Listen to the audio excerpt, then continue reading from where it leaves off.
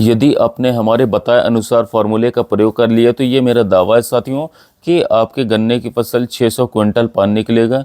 मतलब कि साथियों 100 क्विंटल से प्रति बीघा से आगे। क्योंकि दोस्तों ये जो एक ऐसा फार्मूला है, इसके प्रयोग से दोस्तों आपको मिलेगा साथियों लंबा, मोटा और अच्छा शानदार वजनदार गन्ना। और साल भर साथियों उसका अगोला रहेगा हरा भरा, अर्थात आखिरी तक दोस्तों अगोला हरा भरा रहेगा।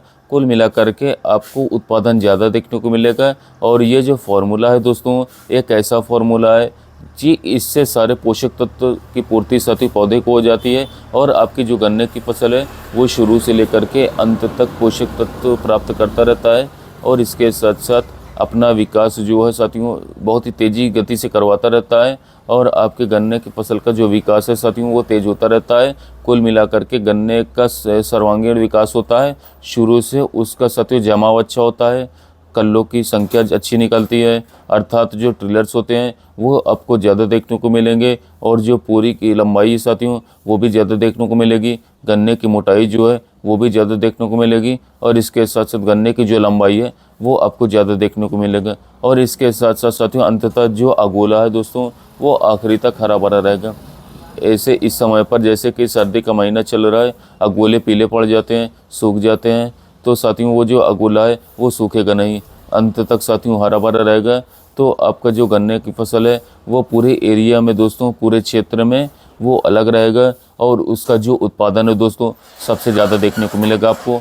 तो इसमें साथियों कौन कौन से पोषक तत्व होंगे ये आपको साथियों पूरी तरीके से बताएंगे। और वो क्या क्या कार्य करना पड़ेगा आपको, ये सब इसमें वीडियो में होगा साथियों। और इस वीडियो को आप पूरा फॉर्मूला देख करके छोड़ना मत नहीं साथियों, क्योंकि अंत में मैं आपको दोस्तों ये भी बताऊंगा कि दोस्तों इससे कि हमारे किसान भाई जो हैं जब गलती कर देते हैं तो वो क्या करते हैं, जो फ़ायदे की जगह पर नुकसान उन्हें उठाना पड़ता है। और उनकी जो गन्ने की फसल है वो मोटा लंबा और इसके साथ साथ सर्वांगीण विकास उसका नहीं मिल पाता।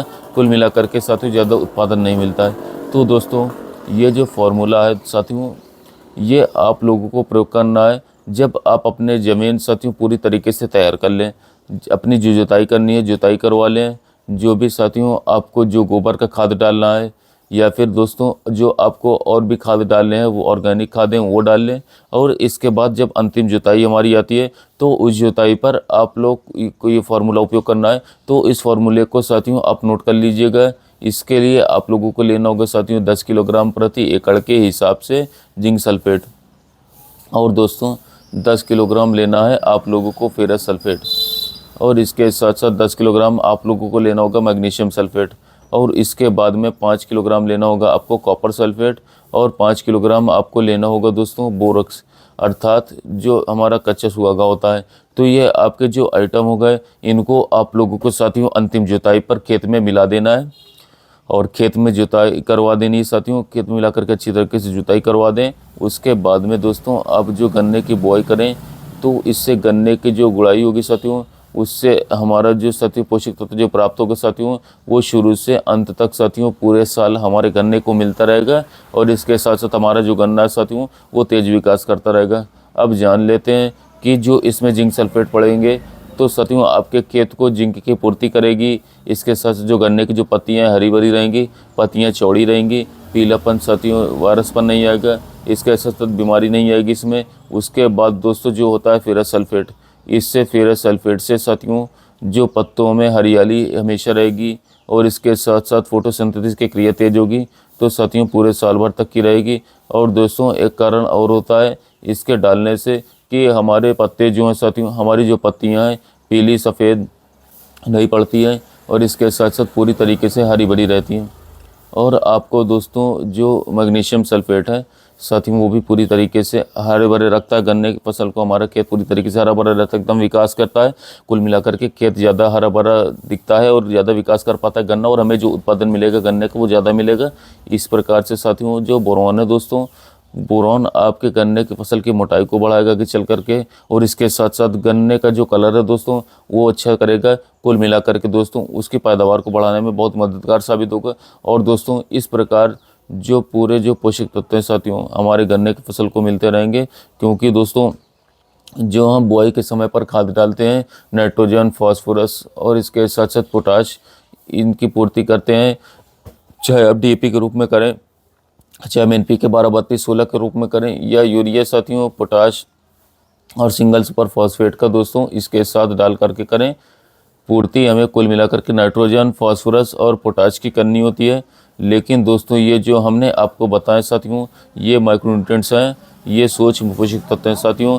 इनके डालने से जो हमारा जो गन्ने की फसल है वो साथियों वो बहुत अच्छा विकास करेगा, कुल मिलाकर के ज़्यादा उत्पादन निकाल करके देगा। और दोस्तों सबसे बड़ी बात यही है कि इसके जो लागत आएगी हमारी वो भी कम आएगी, क्योंकि साथियों ये जो शुरू में तो हमें दिखाई देगी कि हमारी लागत आई है, लेकिन साथियों जब हमारे खेत में तरह तरह के पीलेपन आते हैं, विकास नहीं होता है, कल्ले नहीं निकलते हैं, तब हमें साथियों जो बार बार जो विभिन्न प्रकार के माइक्रोन्यूट्रिएंट्स डालने होते हैं वो डालने नहीं पड़ेंगे।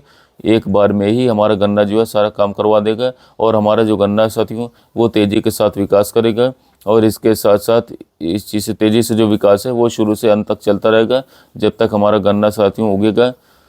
और इसके साथ साथ जब जमने के बाद साथियों उसमें कल्ले निकलेंगे, कल्लों की संख्या ज़्यादा होगी, और इसके साथ साथ उसके बाद पत्तियों की जो चौड़ाई साथियों वो ज़्यादा होगी, क्योंकि दोस्तों जब पत्तियों की जो चौड़ाई ज़्यादा होती है उससे उतना ही दोस्तों जो फोटोसिंथेसिस की क्रिया है वो तेज़ होती है।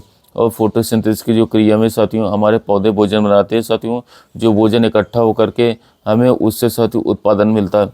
तो इस प्रकार से साथियों इससे उत्पादन ज़्यादा मिलेगा। और इसके साथ साथ यदि आपने इसका प्रयोग कर लिया तो साथियों आपको उत्पादन तो ज़्यादा देखने को मिलेगा ही मिलेगा, एक क्वालिटी भी शानदार देखने को मिलेगी। और इसके साथ जहाँ तक क्वालिटी शानदार होने से वजन की मात्रा भी ज़्यादा मिलेगी आपको। और इसके साथ साथ गन्ना जब ज़्यादा लंबा होगा, मोटा होगा, और जब ज़्यादा वजन देगा तो साथियों कुल मिलाकर के जो उसका उत्पादन है दोस्तों वो हमें ज़्यादा देखने को मिलेगा। तो इस प्रकार से साथियों आप विभिन्न प्रकार के पोषक तत्वों को बार बार डालने के बजाय साथियों आप बुआई से पहले यदि आप डाल लेते हैं तो साथियों आपको ज़्यादा उत्पादन देखने को मिलेगा, और इसके साथ साथ आपकी जो लागत है वो भी कम मिलेगी। और दोस्तों इसके साथ हम ये भी आपको बताएंगे कि हमारे कुछ किसान भाई विभिन्न प्रकार के जो पोषक तत्व हैं साथियों, जैसे कि जिंक हमारा हो गया, फेरस सल्फेट हो गया, और इसके साथ साथ बात करें तो आपका जो मैग्नीशियम सल्फेट है, तो इन्हें दोस्तों जो डीएपी के साथ डालते हैं तो ये डीएपी के साथ नहीं डालनी चाहिए। ख़ास तौर पर जो जिंक सल्फेट होती है उसे हमें साथियों बात करें तो डीएपी के साथ मिला करके दोस्तों, या फिर जो एनपीके 12-32-16 के साथ मिला करके कभी भी गलती से भी नहीं डालना चाहिए। एक तो ये साथियों बात करें तो जो हमारी डीएपी को ख़राब कर देते हैं, अर्थात रिएक्शन कर जाता था, जो फॉस्फेट की खाद होती है उनको ख़राब कर देते हैं, और ये खुद भी ख़राब हो जाते हैं। और साथियों हमारा जो उत्पादन है कुल मिला करके दोस्तों कम निकल करके देता है। तो साथियों हमें सावधानी बरतने की आवश्यकता है कि कभी भी हमें दोस्तों जो फास्फोरस की जो खादें हैं इनके साथ जिंक सल्फेट को मिला करके प्रयोग बिल्कुल भी नहीं करना चाहिए। इस बात को हमें साथियों अवश्य ध्यान रखना चाहिए। यदि आपका कोई सवाल हो साथियों तो आप मुझे कमेंट में पूछ सकते हैं।